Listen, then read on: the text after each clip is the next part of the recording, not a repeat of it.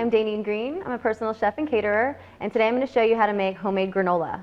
We're going to start with 2 cups of sliced almonds, 4 cups of rolled oats, 2 cups of shredded coconut, 3/4 of a cup of vegetable oil, a half a cup of honey, and 2 cups of dried fruit. You'll also need a medium bowl, a spoon, and a half sheet pan. We're going to start by combining all of the dry ingredients. So your oats, your almonds, and your coconut. And we're going to mix these together until they're incorporated.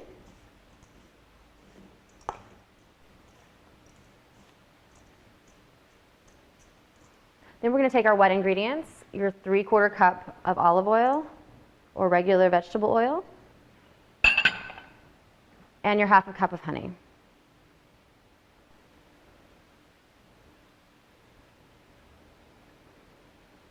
We're going to stir all of these together until it's incorporated.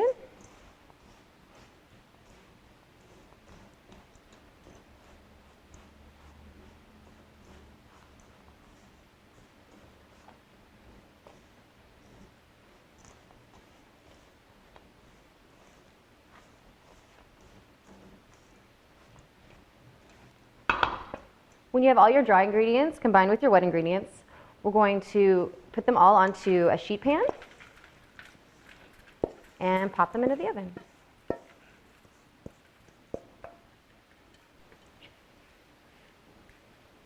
So you want to put your granola in the oven at 350 for about 45 minutes. You want to stir it occasionally so that it all gets golden brown. Once your granola has come out of the oven, about 45 minutes later, you're going to want to add your dried fruit and mix it all together.